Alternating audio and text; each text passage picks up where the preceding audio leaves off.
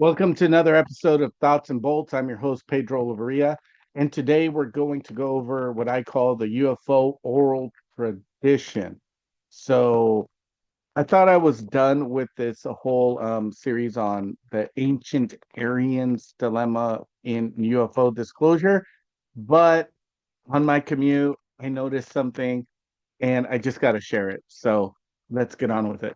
Now, Diana Pasulka, University of North Carolina, religion professor, in various places has talked about how uh, some of the best information regarding the UFO phenomenon within the intelligence community is passed on through an oral tradition.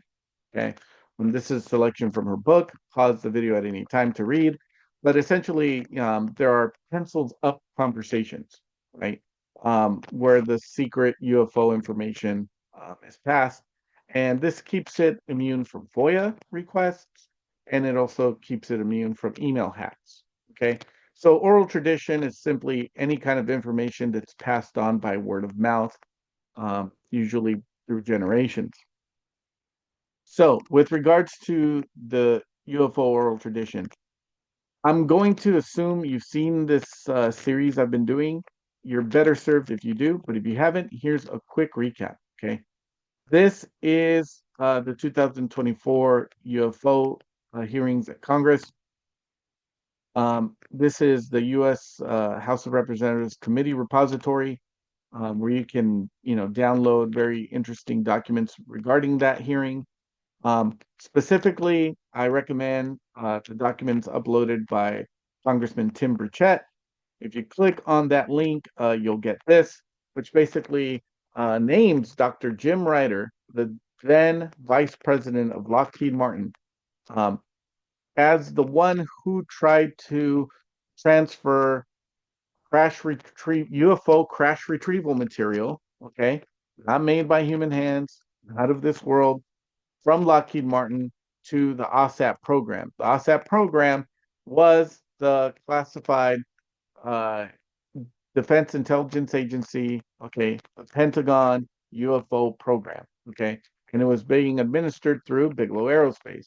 So there was an attempt at a tech transfer from Lockheed to Bigelow Aerospace as part of this OSAP program of presumably UFO technology. Okay. Now, this is Jim Ryder. This is Hal Puthoff. Okay. Jim Ryder, as I said, was the VP of Lockheed Martin, and Hal Puthoff also was part of the OSAP program. Okay.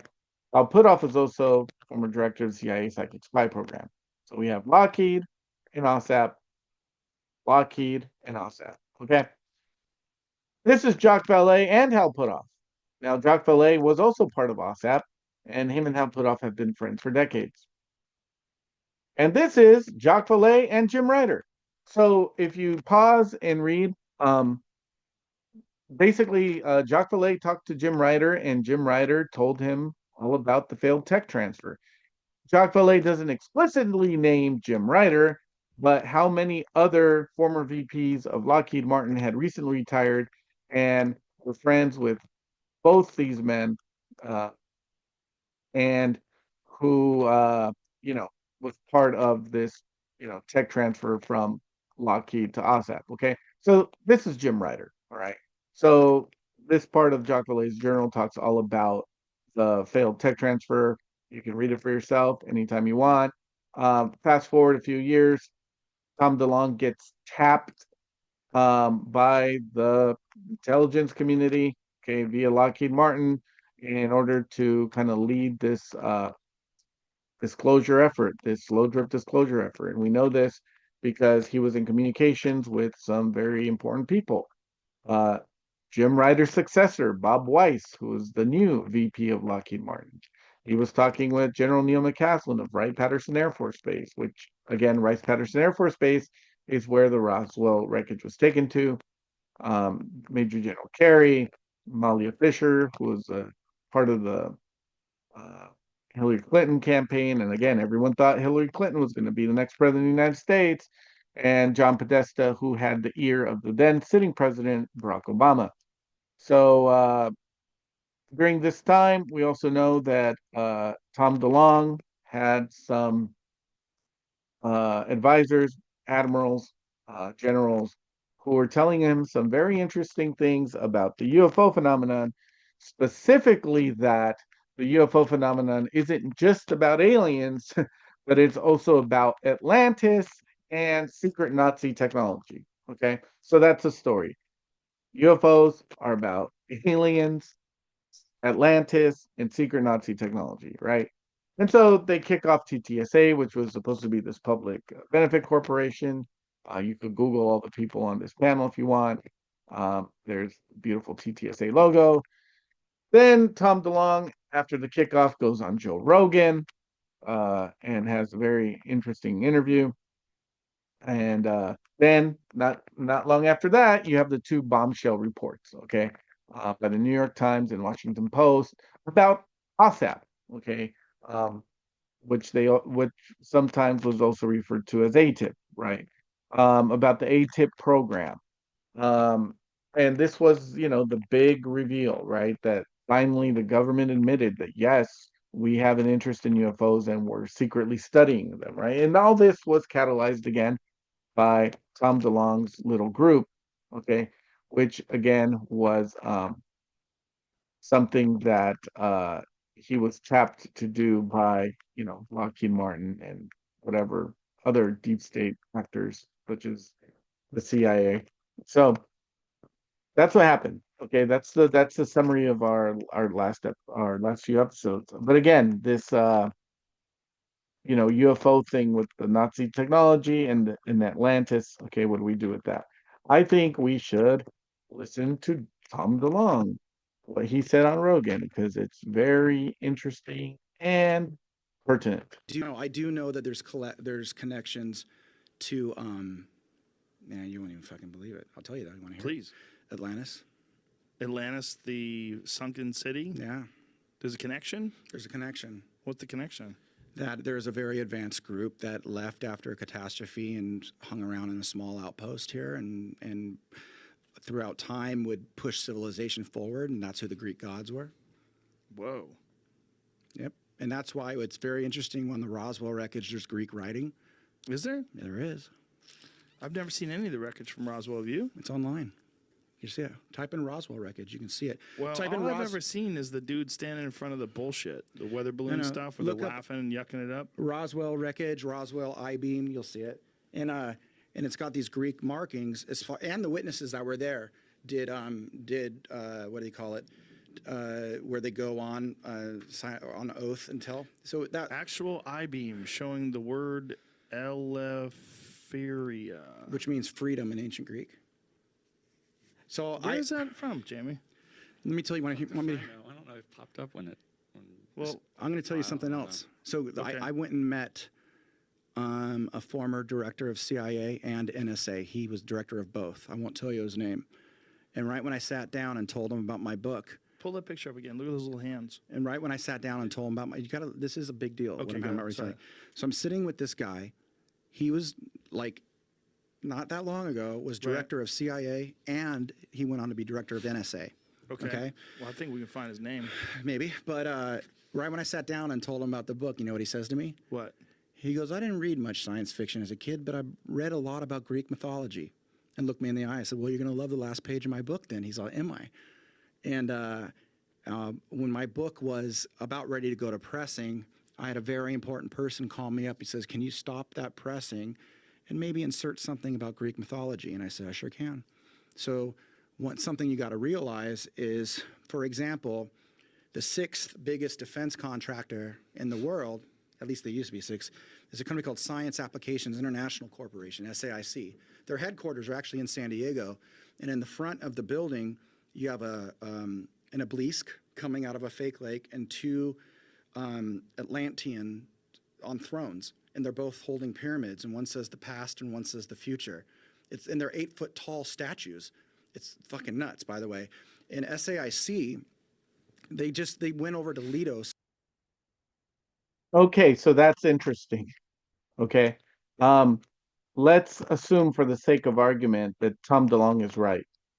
the UFOs have something to do with aliens, Atlantis, and secret Nazi tech. Um, and let's assume that if that's true, look, if that's true, then that's something Jim Ryder would know, which led me in my previous videos to ask, well, what kind of books does this guy read, right? And that led me to lose his trust, right? Because if this guy has a bigger knowledge base, right, than most people, because he's in the big secret, right? He knows about the UFOs and that they're somehow connected to aliens, secret Nazi technology, and Atlantis. And and if he has strong spiritual impulses, right? He's a spiritual person and he wants spirituality in his life. Well, he's going to try to find something that doesn't conflict with what he knows, right? With what he learned in his job. And so, you go to that video on YouTube, The Garment of God, which is a commentary on a specific concept in a book called The Treatise on Cosmic Fire, right? And in that book, it mentions root races, right? The Atlantean and the Aryan, right? So I thought that was very interesting, right? But then if you go deeper, right, you go back to this oral tradition that I talked about in my last video, right? And well, that same formula is found in A Treatise on Cosmic Fire. So now we're caught up. Now we can talk about what I really want to talk about. Okay.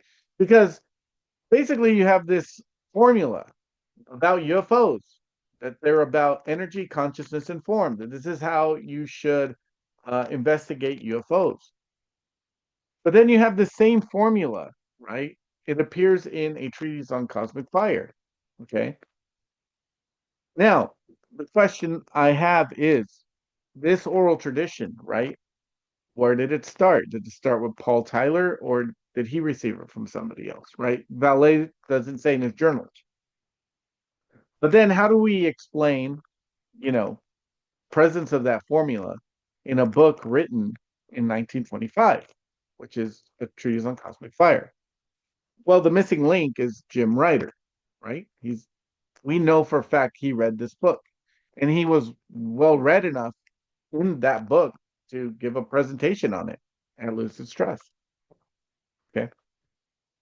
So I propose a theory that basically this formula, right, that we should study UFOs from the point of view of energy, consciousness, and form is from Jim Ryder. And he was inspired by A Treatise on Cosmic Fire. So Jim Ryder started this very specific formula, right? This part of the oral tradition. Here's an example of oral tradition in the UFO research, right? In the deep black UFO research, right? And it's this formula of energy, consciousness, and form. I propose that Jim Ryder is the one that's created this formula and that he was inspired by the works of Alice Bailey. Now, granted, if you look at Alice Bailey, she's not talking about UFOs here. She's talking about the solar system, right? So he appropriated this, right? He interpreted it. He thought it was applicable somehow, okay, based on one, his understanding of this book and also his understanding of the UFO phenomenon, which again, as we went over earlier, is based on actual contact with, you know, alien technology. So I think this works, and I also think it's productive. And I'll tell you why. Energy, consciousness, and form. What kind of energy? Right? I'm not a physicist, and I'm not a theosophist either. Right? I don't know much about Alice Bailey's teachings, and I didn't get a PhD in physics. I don't even have a BS in physics or anything like that. So I can't attempt to read the mind of the late great Jim Ryder and see how he might have connected the dots. If you watch his video, I mean, he and his audience, they get a chuckle over the fact that Alice Bailey's book is hard to understand, right? So if it's hard to understand, then it may lend itself to this kind of interpretation by Jim Ryder. But be that as it may, I can't read the mind of the deceased, okay? And he's not here to explain. But um, I think this theory, right, this reconstruction of the oral tradition, specifically this formula, this example of oral tradition, um, is productive. And here's why. Again, energy, consciousness, and form. What kind of energy? Are we talking about kinetic energy, potential energy, positive energy? No, we're talking about negative energy. Now, what Alice Bailey meant by that, I don't know. Um, but we know what physicists mean by it.